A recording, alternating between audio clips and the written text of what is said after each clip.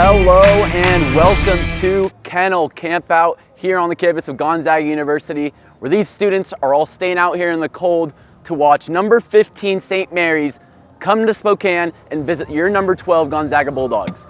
If the Zags win tomorrow, they clinch a share of the regular season WCC title. And the energy out here, Thomas, is electric early on. Yeah, it's pretty awesome. We got 168 tents. They're going crazy right now. College game day is here. Drew Timmy, Jay Billis. But we're here, Gonzaga game day. And this all couldn't have happened without a week ago when it all started with the ticket release on Saturday at 12:30, where students had at random an opportunity to get a shot to have a tent out here.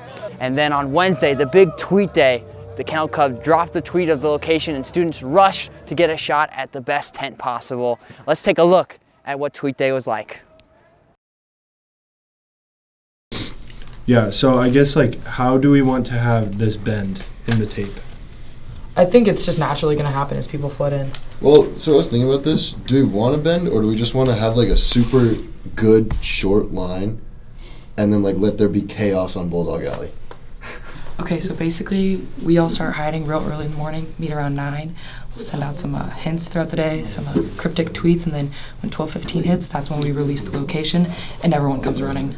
And then the order people arrive is the order they enter the kennel, so we give them a sticky note with their tent number, and then that tent number then correlates to where they're at within the event and then when they enter the kennel. So it's a really fun way for people to earn their way to get the best seats in the kennel on game day. Yep. On me on 3. 1, 2, 3.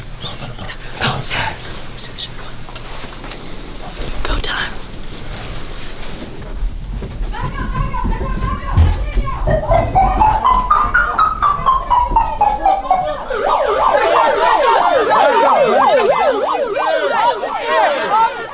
Off the stairs, everyone needs to back up. We're not taking that until we back off the stairs. Let's go, Ryan, get up there. All the way up. Down the stairs. Keep it going back. Did you get one? Yeah, I did get one. Wait, can you wait till the rest of my group gets here?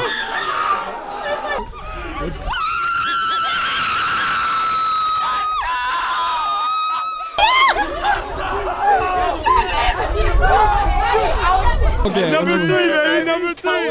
Let's go, baby! Let's go! Oh, let's go.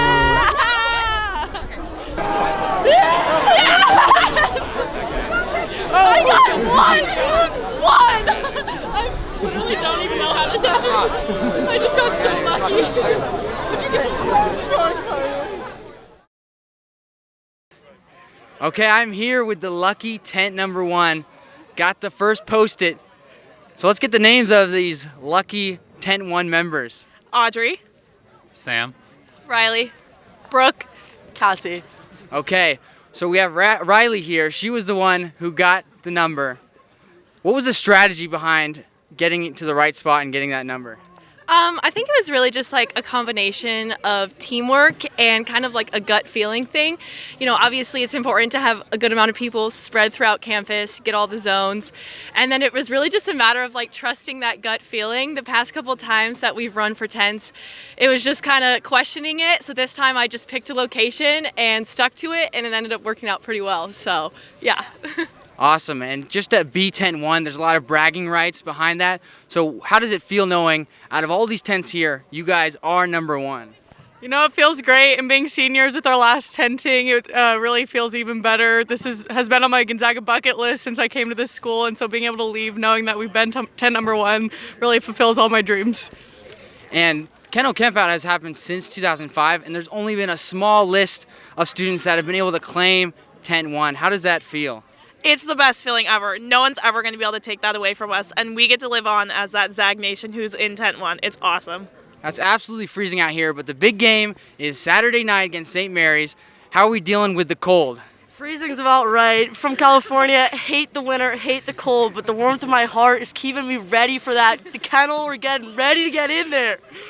It's freezing out here, but they are buzzing. Tent 1, excited about the game. Let's send it over to Nazar with an interview with Kennel Club coordinator Celia Squires.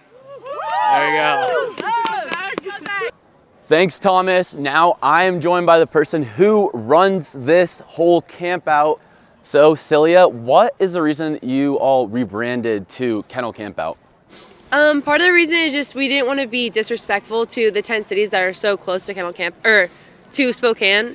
There's a lot of 10 cities just like out in Spokane, just a few miles away from campus, who don't have the option to be spending the night outside. So I think we wanted to recognize the privilege that we have in choosing to spend the night outside for basketball games, and that we don't have to do it every night, that we have a place to stay. So we wanted to recognize the difference in like our tent city versus real tent cities. So I think that's why we rebranded it, and also to better represent what it really is, because it's really just a camp out for Kennel Club basically. So that's why we wanted to call it Kennel Camp Out. Yeah, for sure. And as you said, these students do have an option to go home. Right now, if they went home, they'd lose their spot in line. But let's say the temperatures drop a little more. What's the conditions that has to be to send everybody home? The conditions that are set is if it goes below 20 degrees, or if it's projected to go below 20 degrees by 10 p.m., then we'll send everybody home. This week is a little special because all week it has not gone below 20 degrees, and the wind chill cutoff is 10 degrees, but this whole week it's been less than 10 degrees wind chill. So we're probably going to send everybody home tonight because it's quite cold, and I also think that is why it's really important that we rebranded it from Tent City to Kennel Camp Out, because if it reaches a certain point, we have to send everybody home. So I think that's a really important distinction as well. Yep, for sure. Well, this is a great time out here, and they're all getting ready for the men's basketball game on Saturday against St. Mary's. But the men's team is not the only team on campus that has high stakes on Saturday. The women's team does as well. Let's look at some of their season highlights.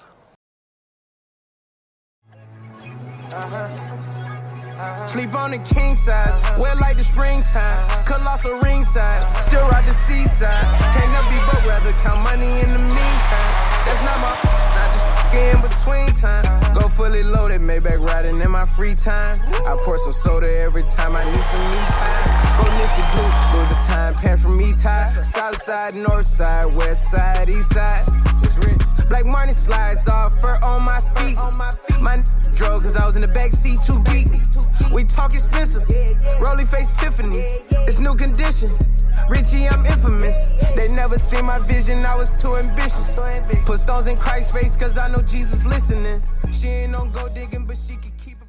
I didn't know what home court advantage was until I first got to the kennel, and that first game, it was electric. It sent chills down my spine, and I appreciate you guys so much. You guys are the best fans in the nation.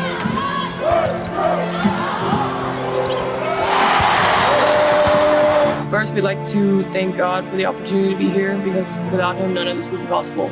We also want to thank our wonderful teammates, coaches, supporting staff, and the entire GU community for being our extended family, and also our home away from home. Oh, what a pass! Another no-look pass!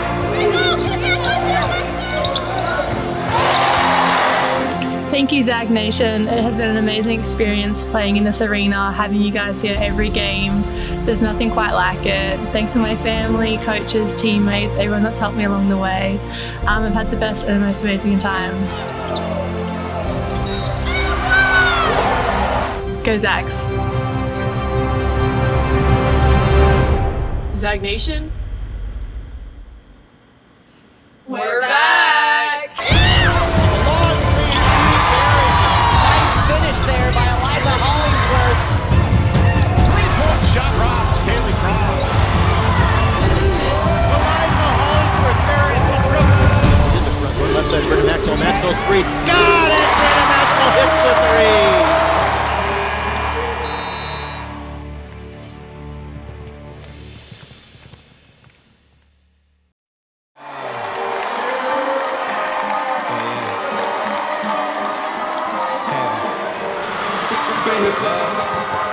Yeah, I gotta keep it trendy on my soul. I'm the most selfish person that I know. Here we go down the rabbit hole. Got a couple carrots on my neck. Self-respect, when you out of line, you put yourself in check. They don't hear me, they don't hear me though. Cycles going round and round and round like a merry-go. Like a truth, fall for any old scenario. That's why I keep my circle smaller than a Cheerio. It's just the company you keep. Stay woke, please don't get caught sleep. End up sowing what you reap. Know your worth and don't sell cheap. It goes inside of me, can't take it out of me. No matter where I've been, it's not where I'm meant to be. I be shining perfect timing, check your watch. And I know who I am no longer lost. I got tired of walking around with a mask. This past Thursday, the Gonzaga women's team clinched a share of the WCC regular season title against San Diego. And this Saturday in Provo, Utah, they get a chance, if they beat BYU, to take the WCC title outright. The team is also going to be back to full health, as this past Thursday, Kaylee Trong suited up to play again. Nazar, this team wasn't always at full health. Yeah, you could say they're almost at 105% now from where they were at the beginning of the season. Earlier on, they accumulated a lot of injuries and were down to eventually, I think, 7 people on the team. So they looked around to the other athletics teams on campus and found a gem in the women's soccer team. And coming in, Gianna Riley, a two-way athlete, a soccer player for the Zags, coming on in off the bench.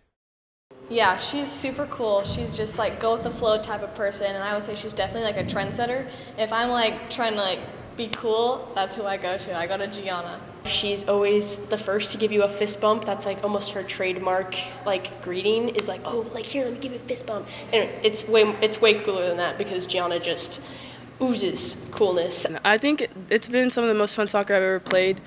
Like scoring that first goal, like it felt so relieving to like think that I could like compete at this level. Like I'm actually doing it, not just like it's not like a dream anymore. Like I'm actually here. So it's been fun. It's really fun. Really, as an athlete, she has great speed. She's very creative. When she's confident, she has a ton of creativity, can really slice up defenses in a way that you don't expect from her. You look at her, when you first see her as a freshman, you think she's just an athlete, when in reality, she's probably as creative as any player we have. And that's when she's really special, when she brings out that creativity too. Since we had just finished season, like you said, we were going into off-season mode, so I was about like taking 2 weeks off of doing any like physical activity and just focusing on the mental part and like school and stuff like that since it was finals. I was in class one day and I got a phone call from my coach, and he asked me if I was good at basketball, and I was like, yeah, I played in high school, like I was pretty good then. And he asked me if it was okay to give my name and number to the basketball coaches, and then I said yes, of course, and I got a phone call from them and went from there. Yeah. Well, when I found out, I was in my dorm room with my roommate, and she came in. She goes, "Hey, like I'm on the basketball team," and my initial reaction was like, "Holy!" Like, oh my God, that's awesome! You know, we got up, we were like high-fiving her, and we were like, oh, she's a D1 athlete, a dual sport D1 athlete. Like, it's insane. I was so nervous. I was shaking. I turned around and looked at my mom because like my parents were there, so that was good to be able to go in front of them. The whole team was excited. As soon as I like touched the ball the second time, I believe, and I almost scored, like just to see them how excited they were on the bench was like a good feeling. She's just fierce, like on defense especially, like she will get after some people. I feel like she'll get up in your grill and stuff like that. I don't want to be guarded by G, so I really stay out of that. Yeah, it was a lot different. I've never been in front of that many people. I'd say like soccer is like, it's a bigger space, so everyone looks more spaced out. But like to see everyone look around and see like the bright lights and all those people, it was nerve-wracking, I'd say. But it was fun. It felt good. Again, to see how excited the bench was and like my teammates supporting me, like that's just like, always a good feeling. And to just like do that at the college level, I guess, is reassuring. Like you're like I'm able to do it. I think she's lit. Oh my gosh. I feel like it's so cool to kind of like think like, wow, like Gianna's like really here, like doing both. And I feel like in her own way, like she is succeeding, even though she's coming into our team like partway through our season, like she's still doing really good and stuff like that. So I feel like just her being in this position is like phenomenal in and of itself. I think it's impressive. Not only does it show how like determined she is and how talented she is, but like the sacrifices she's making and like the stories that she's gonna have later on in life. Like that is so cool that she's skilled in both soccer and basketball. Shout out to my parents. Wouldn't have been able to do this without them. Love them. And my little brother Jonathan. He's the best. We're back out here at Kennel Campout for the Gonzaga versus St. Mary's game on Saturday, where College Game Day is also gonna be here. As basketball season though is getting wrapped up, we're getting to the conference tournaments and March Madness, another big sport on campus is getting started, baseball. Yep, the baseball team has had 2 historic seasons and they're looking to head into a 3rd. We sat down with associate head coach Brandon Harmon to talk about this year's baseball team. Stephen Carr alongside Brandon Harmon, associate head coach for Gonzaga baseball, getting ready for the season. Coach, before we get into the team, it's about 30 degrees right now, snow's falling, you guys are doing a field renovation. This winter has been full of snow. What's the offseason been like in terms of practice and getting ready for the year? I don't think it's anything new. There's unique challenges every year as far as the weather, and I think that's something, like Coach Max likes to say, we all know what we signed up for. We're one of the most northern schools in the country, and so we have our ways that we get ourselves developed, and I think this renovation of the new field turf and the building that's coming this summer is going to help streamline some of our practice procedures, but not an excuse. We're ready to roll. We're getting our guys ready to go. All right, let's talk big picture. Last year, the year before, 2 years in a row, back-to-back seasons, the NCAA tournament wins. First time that's happened for this program in 50 years. You flirted with hosting a regional, top 10 national ranking last year. What's kind of the message to the team to kind of build on this success? We want to just keep the momentum going. And I think the biggest thing for us is those were 2 really good teams. But we're trying to make sure that we're focused on the group that we have now, this 2023 team, and instead of focusing on the guys we lost, which there were some really good pieces that we've lost the last 2 years, there's a lot of really capable pieces that we have on this current team, and we have guys that have been through the fire before, and we're going to count on them to help lead us through some times, and then also to show some of those new guys that haven't been in the fire yet this is how we do it around here. Let's talk about the team. First, the pitching staff, and you mentioned the guys that you lost. 4 guys, MLB draft, and I was going through some stats yesterday. You guys are losing almost 70% of innings pitched from last season's roster, which to me feels insane. Have you dealt with this kind of turnover before, and what's kind of been the off-season for you guys to kind of build this pitching staff this year? 70% is a big number.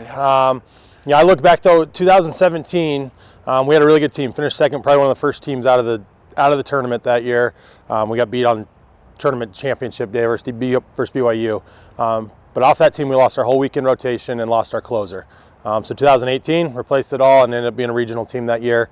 And so this team, that's kind of been, it's not unprecedented. And the nice thing with this group, we got a huge centerpiece with Owen Wild to welcome back. That's a big piece to slot into Friday, and it's exciting. We have some guys that are really talented that they need to get out there, and it's their time to shine. On the other side of the ball, the offense has a ton of continuity. It's basically 7 regulars coming back from last year. Junior college player of the year, Brian Calmer coming in. What can we expect from those guys? Yeah, I think we're going to lean on them a little bit more, where maybe at times they leaned on us early last year when I say the pitching side of things. But yeah, you have Cade McGee, the whole left side of your infield, the whole middle of your diamond. Ezra caught a lot of games behind the plate when Rando was banged up a little bit. Enzo Apodaca, Xavier Pinales. But I think really the biggest thing I look at is that left side defense with Cade McGee and Connor Cabales. We've been able to hang our hat on being able to play defense, and those are 2 guys we can really count on. The schedule, on paper, probably the toughest in school history. You guys start the year at Texas Tech, ranked in the top 25. Tennessee is a top 5 program. Oregon State, powerhouses. UC Irvine's a good program. And then the big one here in Spokane in May, Oklahoma, who was in the College World Series National Championship Series last year. How excited are you guys for this, basically a gauntlet all season long? Yeah, I think it's exciting. And I'm going to tip my cap to Coach Mack and tip the cap to our administration. Literally, anyone, anywhere, we're ready to go. And that's been kind of our formula here the last few years. You not only go play those games, but you got to go win them. And that's to boost your resume for the postseason. And we use it in recruiting a bunch. Those are guys, those are teams that our guys want to play against, and those are the type of teams we recruit against. And so, with that being said, it's going to be a tremendous challenge. Tech opening weekend, and their home yard is we've got to be ready to go. Buckle up. And I think the big thing too with college baseball is there's no spring training. We got to be ready to go, and day 1 is just as important as day 50. And so we're excited for it, and I think Knoxville's going to be pretty cool here in 3 weeks, and we're excited for the challenge. Good deal. First chance to watch the team at home here in Spokane, March 10th against UC Irvine. Coach, appreciate the time. Thank you. Good luck this year. Yep. Tune in next month to Gonzaga Game Day to watch a special day in the life with starting outfielder Enzo Apodaca.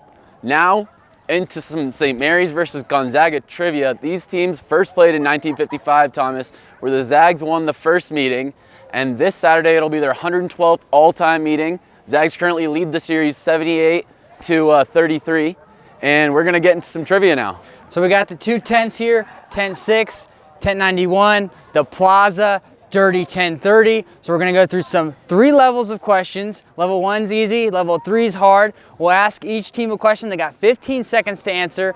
If they get the question right, they get the point. So level 1, 1 point, 2, 2 points, 3, 3 points, and then a final free response question that can be worth up to 10 points. So let's start it off with the Plaza. Let's get the names. I'm Cade. I'm Ben. I'm Drew. And I'm Jeremy. All right. Here we go. Level 1 for 1 point.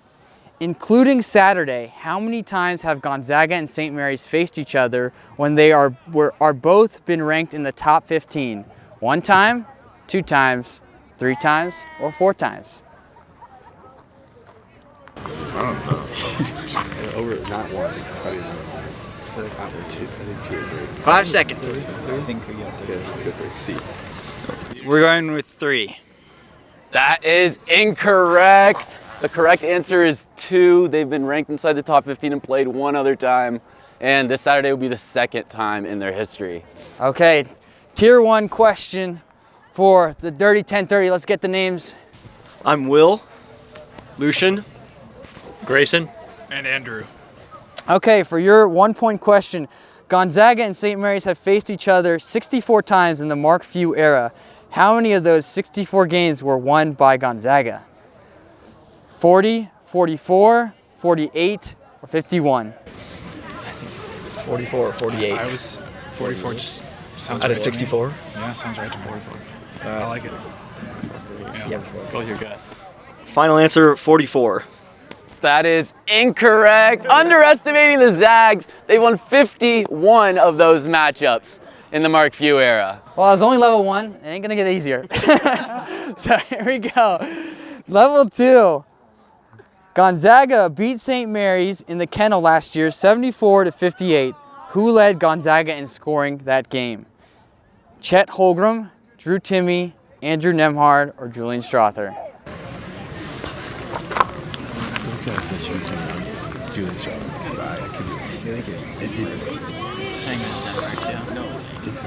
Tommy Kuzi? On Tommy Kuzi. I think, okay. 5 seconds. I feel like there's an obvious answer, but you don't want to say them just in case it's a trick question. Final answer Drew Timme. Could have been a trick question, but it's not. 2 points go to the Plaza, and they're on the board. The Dirty 1030 now is behind by 2, but they have a chance to tie it up. Level 2 question. In the 2017 WCC Championship game, which Gonzaga legend became the only Zag of the Mark Few era to put up 20 points, 6 rebounds, 6 assists, and 6 steals in a single game? Nigel Williams-Goss, Josh Perkins, Kevin Pangos, or Silas Melson? She got 6 fouls. Oh, look at Kanowski from behind to poke that away. Williams-Goss. We'll go with Nigel Williams-Goss. The guest comes in clutch, and they tie it up on number 2. Okay, all square, 2-2, heading on to the hardest level, level 3. All right. The first time Gonzaga and St. Mary's played in the WCC Tournament Championship game was in 2004. Which Gonzaga legend put up a career-high 29 points to help win the title? Blake Stepp, Adam Morrison, Ronnie Turioff, or JP Batista? We're going with Blake Stepp. Ooh, Blake Stepp is not the right answer. Plaza with 2. Dirty 1030 Ronnie Turioff. Ronnie Turioff, yep. And Dirty 1030 with 2 also, but they have a chance to go ahead here by 3. Here we go. Which Gonzaga player scored 20 points to beat St. Mary's in the 2016 WCC title game to punch their ticket to the NCAA tournament? Kyle Wilcher, Josh Perkins, Eric McClellan, or Domantas Sabonis? But the Zags are not going to go. And wide open. Let's go dancing. We'll go Josh Perkins. Josh Perkins, all-time assists leader for Gonzaga, is not the correct answer. It was Emac McClellan who scored 20 points to lead the Zags there. So both teams with 2 points. We're gonna go to the final question here. This one's for 5 points and all the marbles. And there's 2 answers here. So we'll see what we get from both teams. We'll say the question, you guys think of your answers, and then we'll go to both teams for your picks. Under Mark Few, only 2 Gonzaga players have scored more than 30 points in a game against St. Mary's. Both of them scored 31. You get 3 guesses to name either one of them. You get 5 points if you name one, and 10 points if you name both. So 3 players. Each team gets 3 players to say. One of them, 5 points. 2 of them, 10 points. It's all square, so this is what it comes down to. All right, Thomas, you want to listen in on that huddle, and I'll listen in on this one? What are we thinking, guys? I don't know. We want to go Timmy, but that seems too obvious. I'm cool with it. You want to think of the greats. Just think of the Gonzaga greats. Kelly. Think of the 3 you want to say. Kelly. I think definitely Adam Morrison. Not Turioff. Okay, 10 seconds.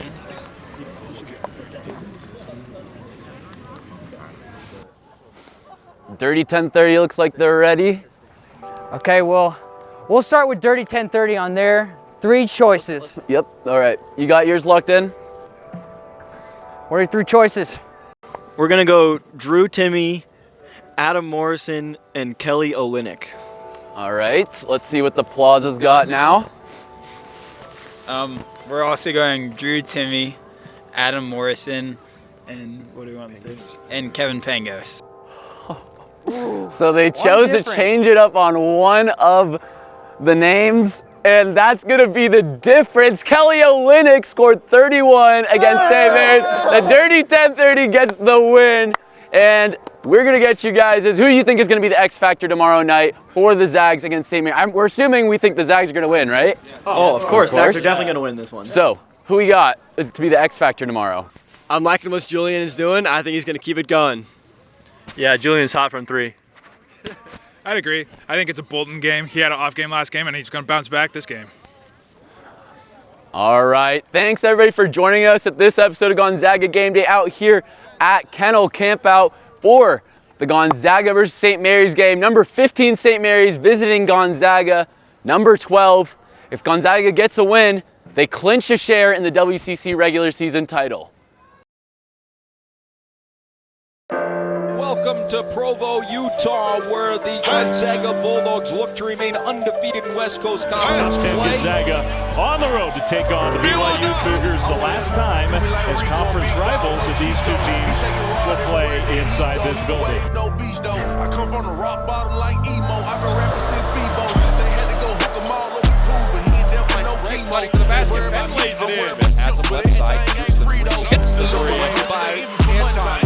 He's able to save it to Strong. Out of Malachi Smith, he beats the defender and scores. This ain't nothing like Billy Needle. Watch that guy cost you 7 feet. You gotta stand on everything you tell him.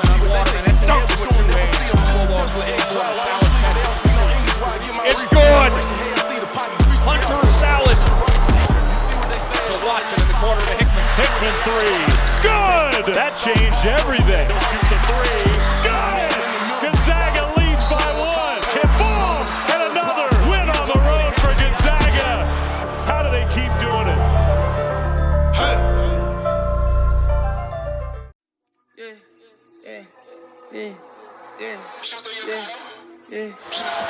Watson. Oh my goodness!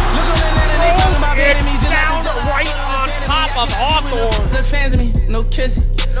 I don't know why these little niggas be playing me murder for murder. They ain't understanding me. Tell you what the minus is when you feel me. 30s, yeah, you shoot like curtains. Pulling in the club, no surgeries. Working for a check, yeah, skirting. Spinning, sinning, winning.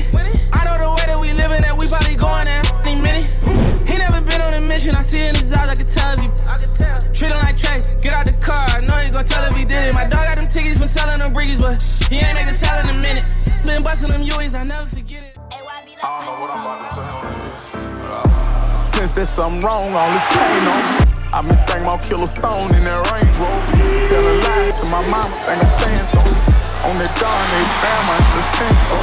It been hard for me to sleep. I aim to take a show. Dead bodies on my top and they been playing on. Gave a lot of my love and they been playing on. Every time I'm in the section, pull up and bless her with something. I was 12 in Louisiana. Mary never judged me. A chic with all my own, she hide the dope and don't say nothing. Butcher shot they son that died, I cried a lot of tears. God bless me with a collective and my presence ain't no kick. Big old player, your old lady wanna sit by. Watch from Denver, Colorado, got my wrist. Pray for humbleness, sometimes I tend to get caught. Another chimney just got me hard. What a play for the Zags who leads by 4. Zags win.